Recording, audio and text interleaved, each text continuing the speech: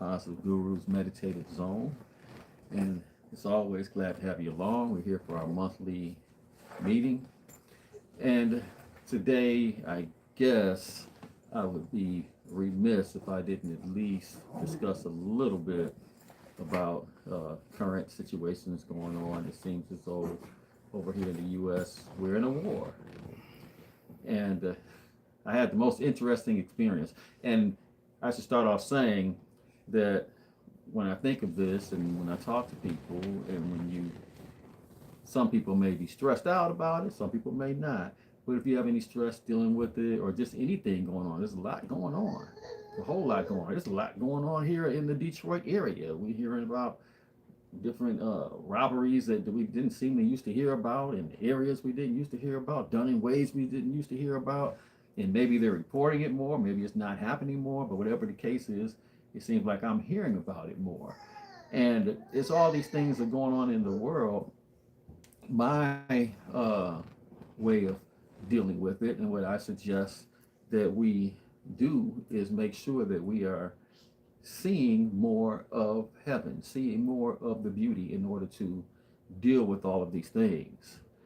And first, I want to, I guess, address like what's going on. Of course, we're at war with Iran, and there's been bombings over there and so forth. And trust me, this is not something that I wanted to see. Um, Even as it was being discussed that it may be coming up or a possibility, my thought was, "Ooh, I hope this doesn't happen. I don't want it to turn into something bigger.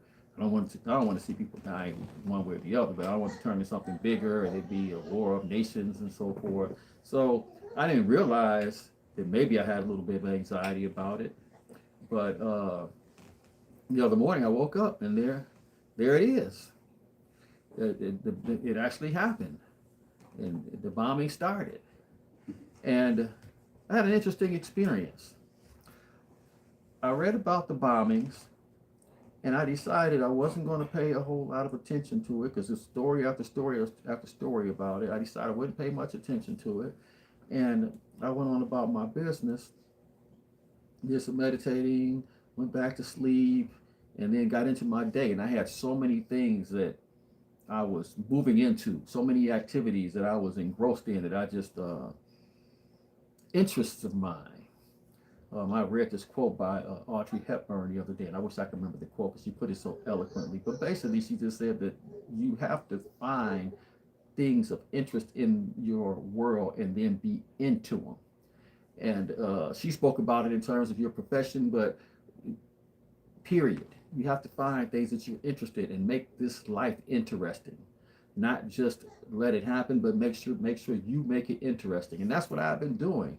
And I was all caught up in my interest in the endeavors and the things I'm trying to move into and moving into. And the day had gone by pretty far along. I forgot all about it, to be honest with you. And I talked to my friend Wayne, and he mentioned it. I said, "Oh, that's right, it is happening." And then we talked about it just for a little hot minute. And the next thing I knew, I realized that maybe sometimes if I wear a turtleneck and it's a little tight or something, especially if it goes way up, every once in a while my neck may get stiff. Well, I had like I don't know what you call it, like a shawl collar. I said, "Ooh, this shawl collar is just tight because my neck is tight and my head's starting to hurt." And I realized that was the stress, just from knowing that this is actually happening and knowing all the possibilities of it and thinking about the people over there and thinking about what can happen over here and my family and children. And next thing I knew, I was beginning to feel the stress. And I realized, I said, "Man, I got to let go. I got to let go." And then I was reminded about things that I noticed in recent times. I've seen many movies where during the times of the war with Germany and the Nazis and so forth, and seeing people in the midst of all of these things going on, when bombings are happening, and they are in bars and they are in clubs and they are in these different, they are living their lives while all this is going on. And some people were living very rich lives while all this is going on. Some people are living lives in the struggle, and that's part of their life. and others were just living their lives accordingly. And I noticed, I said, man, people are finding enjoyment in the midst of the craziest situations. But that's what life is. There's always something going on. I remember one time, a friend of mine, Ed, and I, we had made plans to go to Floods. We hadn't hung out together in years. We were childhood friends, and we said we would go down to Floods. And I think I was recently divorced, and maybe he was at the time too. And we said we would go down to Floods and this bar, this club. So we planned on it. As we rolled down there, and we were coming from the suburbs, and as we rolled down there, I just noticed that it was hard to get there. Everywhere we went, streets were blocked off and so forth. And then we had to come off the freeway and come down this other route, and then turn around this street. But it was like an adventure just to get to Floods. We finally got to Floods, and that's when we found out that a tornado had hit. We didn't even know. And a lot of people at Floods did not know that the tornado had hit. It had hit parts of Highland Park and parts of the city, and there were other parts that were not hit. And this is all close to where we live. And I remember there being a rainstorm the other day, or that same day, and I remember that it got pretty bad, but then it got nice later on. We didn't even know that this tornado had hit our town. And we partied and we had a good time, and the people there partied and had a good time, and it was a decent amount of people there, but not as nearly as many as usual. And our minds are blown once we found out that had happened. And then as we rolled back, it made sense why it was so hard to get down there. And then we could hear the stories, and then we could see houses where roofs were torn off and just where destruction had occurred. I remember my teacher, Mr. Ambrister, used to say this, and I don't want anyone to take it the wrong way, but he said that Dr. Thin used to say, if you are meditating, they can drop the atomic bomb and it'll skip right over your house. Now I guess you just have to take that as you will. But the more we are connected, the more we can find enjoyment and beauty and see the beauty even in the midst of calamity happening all around us. There's always something happening. There's always people being killed. There's always wonderful acts of kindness going on. There's always people being saved. We've seen this many times also. This is the way of the world. This world is designed for scores of souls to be in their adventure, in their dream, in their lesson, and hopefully to get their lesson in that particular situation. Some are getting lessons in the midst of a war. Others are getting lessons right next to the war. Some, the lesson is I got to jump in and fight. Some of the lessons I got to save my family. Some is the lesson that I have to protest and let them know how I feel. Others, the lesson is that I have to write a story. Others, the lesson is that I have to go to war. But the object is to see God in heaven wherever you are. To be connected so that you can know this is what I am to do right now. This is what I am to do right here. And as we get these messages, as we get this information from the universe, our job is to move on them, to grow through them, to enjoy it, to live in the adventure. As my teacher used to say, we were not placed here to sit up under a shady tree and sip lemonade all day. Sometimes that's what we think it is. We look around and we say, well, how is this happening? This isn't supposed to happen. When has it not been a war? Name a period on earth where there was no one being killed, no one's land being stolen, no one fighting over land. I can't name one. It's always going on. Now, I'm not saying whether it's a good thing. I'm not saying it's a bad thing. I'm just saying it's a thing. And as we get into this science more and more, we can see the beauty in the situations. Even if we have to fight, we can see the beauty in the fight. I was always blown away when I saw Bishop Desmond Tutu talking, and they were asking about his life and this whole struggle against apartheid and so forth. And all he could talk about was how beautiful it was and how wonderful it was. How he wouldn't change a thing, and how he loved being in the struggle. These are the things that make us. We go to see the movies. We go to see the movies and the people are right in the midst of the war, and where they conquer something or they become a better person through what they're doing, to where their character is being challenged. These things are no accident. If there's some role that you are to play, then that's between you and God. And then it's between you and God whether or not you step up to whatever that role is that you've been told that you are to play.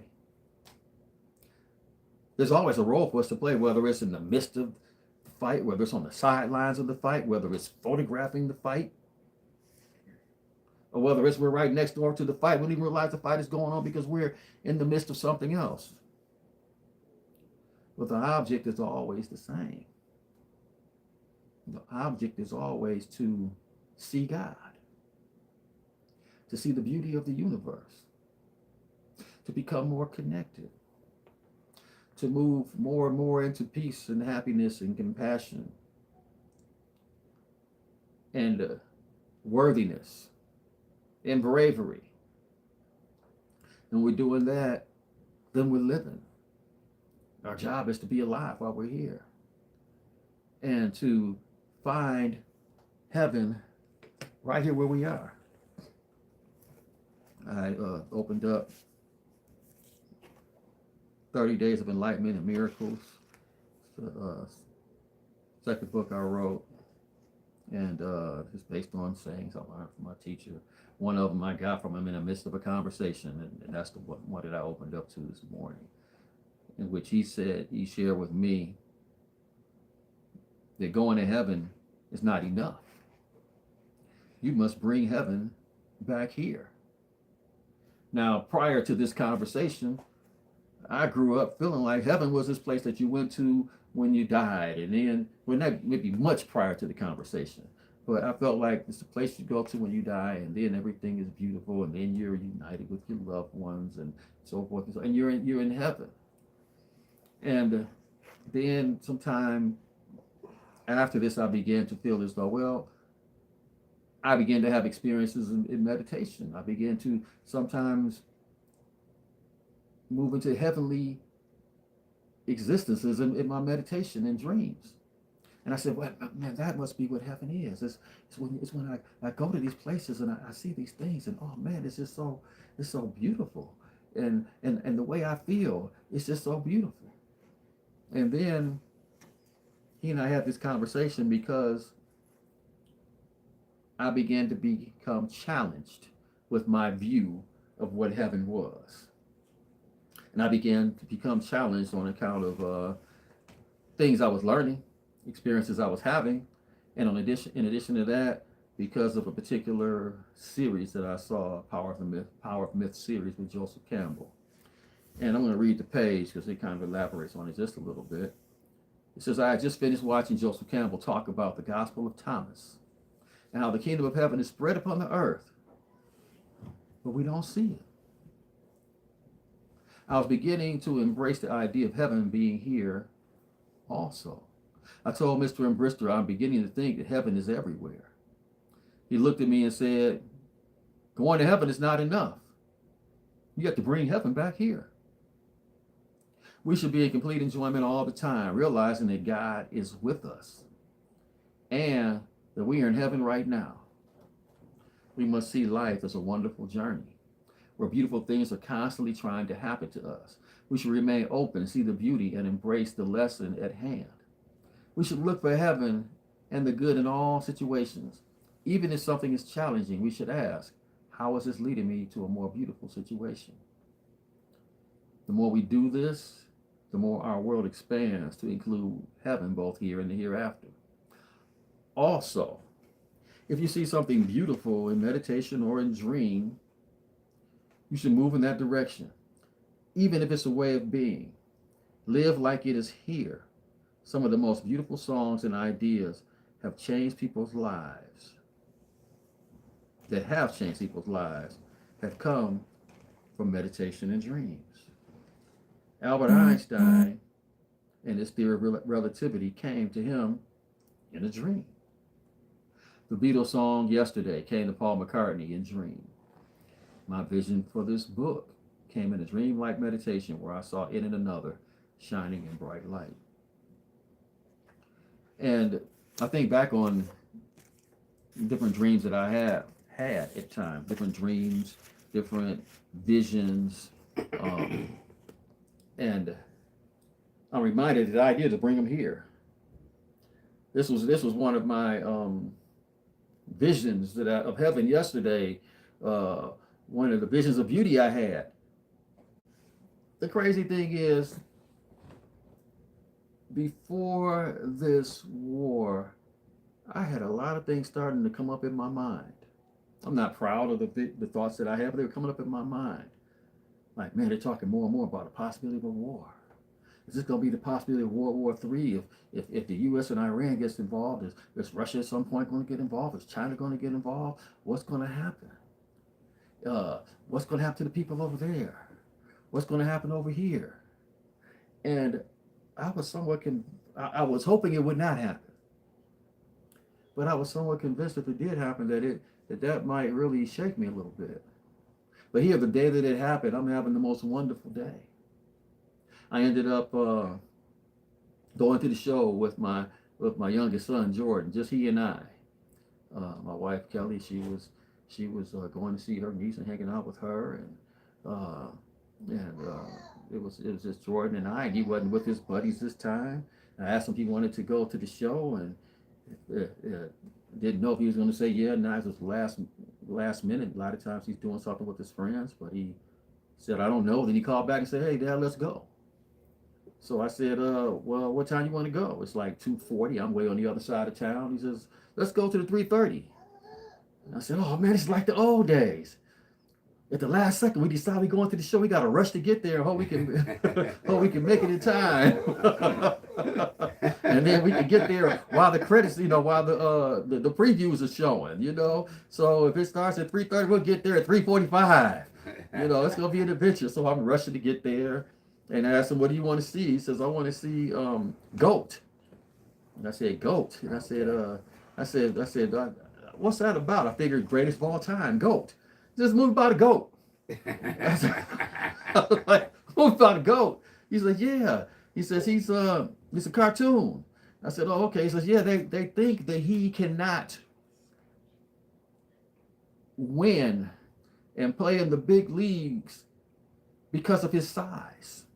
I said, well, they don't think this because he's a goat? He says, well, they're all animals. I said, oh, okay. So he said, but he's small, he's smaller. I said, okay, so let's go. So we go. We watch the movie, and the whole theme of the movie is, I'm not giving anything away, because the whole thing, it's all apparent what's going to happen, but the theme of the movie was just basically that you have to dream, and you have to dream big. And I'm saying, and I'm watching, and I'm saying, okay, this is great, this is wonderful, and yes, we all know that you have to dream. We all know that you have to dream big. And he's playing against these big buffaloes and lions and tigers or whatever, and he's got some on his team also. And he's in the big leagues, and he can play, but playing against some of those big ones, it was tough. But in the end, of course, we all know that he and his team, they win against all odds, they win. And it's a wonderful experience and so forth. And I say, well, it's a great message. And part of the reason why I like the idea of going to see it also. And also it's reminded me of back in the days when me and Jordan used to go to the movies and just be the two of us. Sometimes we'd be going to the movies and whatnot. That was one of our rituals and whatnot. And then we talk about the movie afterwards, what you like about the movie, what you get out of the movie. So we do all of that. But we're waiting at the end of the movie. And you know how they have the credits at the end of the movie and so forth. And we're waiting because now Marvel's got us all trained to look and wait just in case there's some post scene after the movie. Because not only does Marvel do it, now other folks do it. So now you got to sit in every movie to watch every person on this. I guess that's great. We have to see all the credits. But that's what we're doing. And we're some of the very few. And then finally we just realize it's probably not going to happen. They're getting towards the last of the credits. He usually looks on his phone to see is there whatever you call it the scene after the credits, but he couldn't see it for that movie. So we walk out, but in my head, as we're walking out and the credits are showing, I'm still looking back to see, because I'm just wanting to see is there a post scene, because I felt like there was something else. Is there something else I'm supposed to get? Is it just that we're supposed to dream and we're supposed to dream big? I mean, I know that's big, but is there something more? Because that was all apparent through the movie. I want to get something, whatever it is that comes afterwards. I'm sure I'm going to take it with me. So I asked Jordan, you sure you don't want to go back in there and see if it's a post scene? He said, okay, we can see. So we walk back in. It's only a few people left in the theater, and we're sitting there. And it's a couple of young folks behind us, and the lady with her kids at the very front, and they're running around and so forth because the movie's over. Well, all the credits go by, and it's just a black screen. And then I hear somebody whisper, "Dream big." And I say, oh man, that's so cool. I said, that was my message. I said, I think it's those kids back there. It almost felt like they came behind me and said it, but I looked and they're like a couple rows back. I said, man, that's the universe. So then we walk out. I said, that's what it was, dream big. And as I'm walking out with Jordan, I said, did you catch that? What happened at the end? He says, yeah. I was like, well, what happened at the end? He said, they said dream big. I said, well, who said dream big? He said, the character in the movie. And I said, oh, I thought those were people behind us. I thought they snuck up. I thought they snuck up and said in my ear. I thought God had to sneak up and say, dream big. But it didn't happen that way. But whatever the case was, it was still my message. And still, I knew that something was there for me at the end of that movie after all the credits went, even, though they didn't have the scene. And it was perfect because it was exactly what I needed to hear. I am in the midst of working on some things, and the things I'm working on, if I was to tell people, or sometimes when I tell people the level I want to take it to, I know it probably sounds like I'm crazy. And sometimes I stop and I ask myself, am I thinking crazy to think I can take it to this level, that I can be the next so-and-so in addition to my meditation endeavors and so forth and so on? And I have to keep reminding myself that, yeah, you can keep moving in that direction and do it big. Don't just do it. If you're going to do it big. And I remember just the night before, Kelly and I are watching the Jennifer Hudson show. I never watched the Jennifer Hudson show. The only thing I see on the Jennifer Hudson show is the people standing in the line and people coming down dancing. That's the only thing I ever see from that show. But this day, for whatever reason, I wanted to watch the Jennifer Hudson show. And we watched it, and Lizzo was on there. And she was talking about how crazy you have to be to have the kind of dreams that she has. And she says you have to be crazy. If you want to have the big dreams, you have to be a little bit crazy. And I'm that way. And I said, yeah, I am too. That's my message. That was the day or so before. So then this continuous theme that, hey, Craig, you got to dream big. Don't stop. This is my adventure. This is the reason why I'm not seeing what's happening with the war. The same war that I thought was going to have me worried. Because as my friend Charles said, well, you're a worrier by nature, aren't you? That's the reason why I'm so into the meditation and became good at it, because I worry by nature. But then I use this to get past it. But none of that was happening because I was into it. And when I got there, I'm refueled again to go big and do it right. And then I reminded where I'm talking to Kelly, I'm starting this whole positive guru clothing line, but not as a meditation teacher with a clothing line. No, as a fashion designer. You know, like Ralph Lauren and them.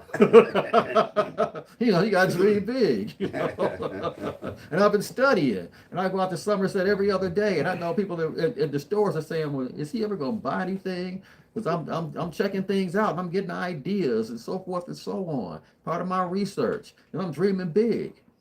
And the other day, that same morning, I guess I had Kelly read my new press releases. And the couple I was choosing between and the one I really wanted, I thought it sounded like it was long. And I looked over and she was just smiling. She says, man, it sounds like that's Ralph Lauren or something the way that read. I mean, it sounds like that's from a fashion house. I'm like, all right, that's what I'm talking about. Yeah, I'm there. You know, I'm going there. But we have to have an adventure. I don't care if there's a war going. If yours has to do with the war, then get into that adventure. If it has to do with something else, get into that. You got to have a reason to be alive. You got to have a reason to go big. You can't just go. You got to go big or go home. Because when you go big, you move beyond who you are. That's when God talks to you, not when you're just trying to do something mediocre size. And it doesn't have to be something big for the world to see. It could just be something big for you. Bigger than where you were before. It can be in your spirituality. It can be in the way you deal with your kids. It can be the way you deal with your grandkids. It can be with the way that you share. It can be with the type of person that you are. But you got to dream big. And at the same time, we got to be looking for heaven. Everywhere we go, we have to be looking, how do I see more of God in this situation? If there's a war, we have to say, what do you have in this for me? Why is this affecting me? What is it I have to get out of this? This is how we live. And then you add this science to it. You take time and you meditate so you can see it more clearly and you can see it more beautifully. I can't tell you how many times I wake up out of the bed as I'm on my adventure with all these ideas and information and ways to go, things I didn't think I could have an answer to or a clue to. And I love it when I work with AI and then I come back and I come with a better idea than AI would have had. I said, that came from the universe. And then AI agrees with me, although I'm paying AI, but they agree with me. Yeah, Craig, that was brilliant. I couldn't have thought of that one. But don't get me wrong, there's some things that I present and say, I'm going to be real frank with you, Craig. That will not work. But we have to, it behooves us. We don't have to, but it behooves us to be connected, to find the joy in this life, to find God. And there's nothing that's beyond us. Moving to a whole different place in life, moving to a better understanding of what's happening, seeing where we're going to go when we leave from here. I always say I want to be like those guys who say, when I come back here, I'm going to be like this. I used to think, man, I don't want to come back here, but I got so much stuff I want to do. It'll take 300 years. So now I'm going to do like the other ones. Say, hey, when I come back, look for me over here. I'm going to show up like this. That's what my teacher said. When I come back, I'm going to be like this. God is with us. The universe is with us. And our way of connecting is taking the time to go within. Use it to your advantage. Till next time, peace and blessings to you all.